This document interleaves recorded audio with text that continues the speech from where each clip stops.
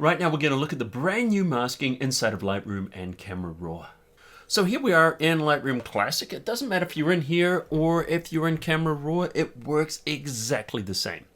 So all your adjustments that used to be kind of here as separate ones, that's the brush, the gradient, and of course the radial, all live now under the mask menu. So if we click the mask, you have the ability to add the brush, the linear, and the radiant. So these are the tools you've used before. And then range masking is here. But there's two new ones here. We've got select sky and select subject. So why don't we choose select subject, and we're going to click, and notice immediately we get our truck here is now selected. And we can see this mask panel pops open. Now you can take this mask panel if you want. You can dock it just by dragging, or you can drag it to the side. Now, we have the ability to do a number of different things. This is telling us here, okay, there's a mask. We selected the subject.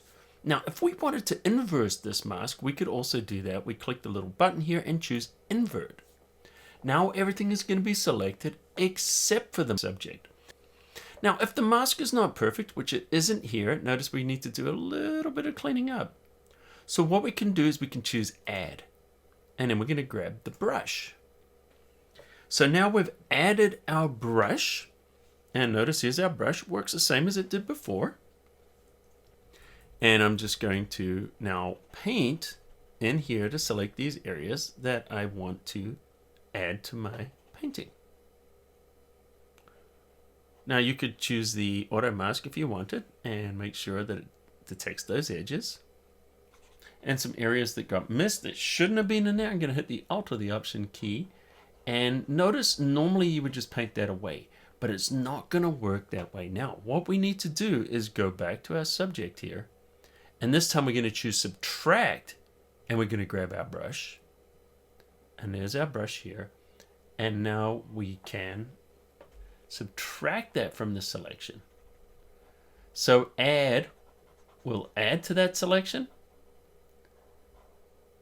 And subtract, obviously, is going to take away. So what we're doing is just kind of refining that selection. Select subject got it most of the way there, but it wasn't quite what I wanted. I don't want to select that. I just want to select the light. There we go. Let's select that light. And then the shadow here. And of course, we want to grab the tire. So if we want to hide this mask, we can do that. We just turn off the overlay.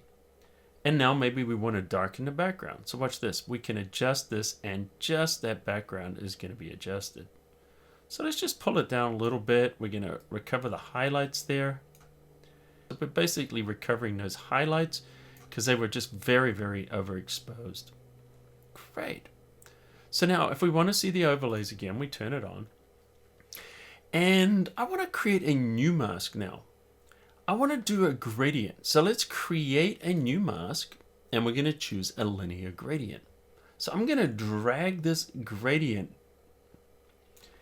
and maybe I want it to go the other way. So let's just drag it the other way instead. So what we want to do is just elongate it and then just drag it up the top here. So what we're doing is we're starting to apply some of the sky here. Let me go really heavy on this. We're not going to go this heavy, but I just want you to see how it's going everywhere, but I don't want it to go into the truck. Okay, so in the past, we would use range masking, or we would brush this out. So let's just make sure we select our mask here. And what I want to do is I want to subtract. So I'm going to choose subtract. And why don't we select subject?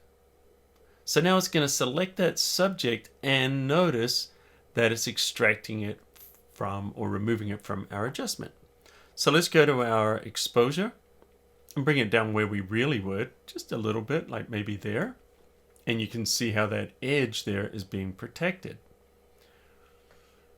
Now, if there's little areas that you want to touch up, like maybe you wanted to darken in here a little bit through the glass, we could also do this. What we would do is just create a new mask in this case.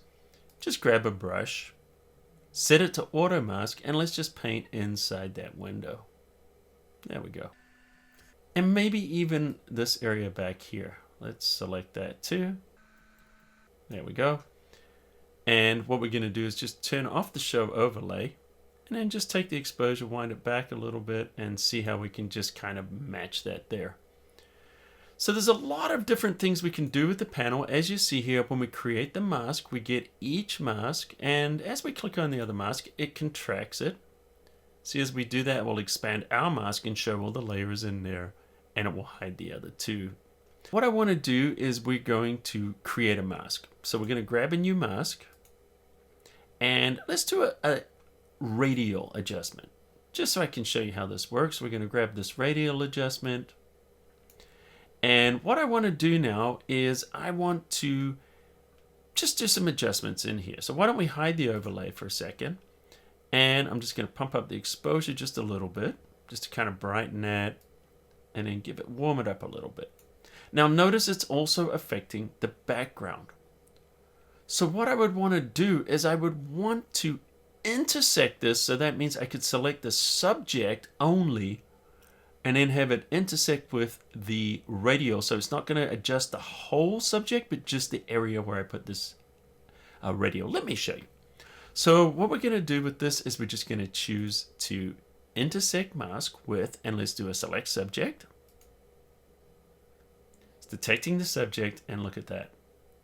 So if we look at this now and we go under our radial gradient, look at this.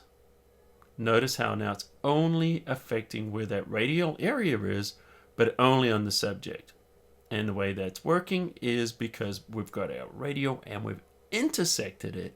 So you can see how all the different masking and everything kind of works together inside of here. And remember, this is the same in Lightroom as it is in Camera RAW. So I'm curious, what do you guys think? Let me know in the comments underneath. I know you might have to watch this video a few times to really grasp it because there's a lot there, but I don't want to make it a super long video. I'm sure I'll do more tutorials on that in the future. So anyway, if you're new or you haven't yet subscribed, hit that subscribe button, turn on notifications. You won't miss any of my tutorials.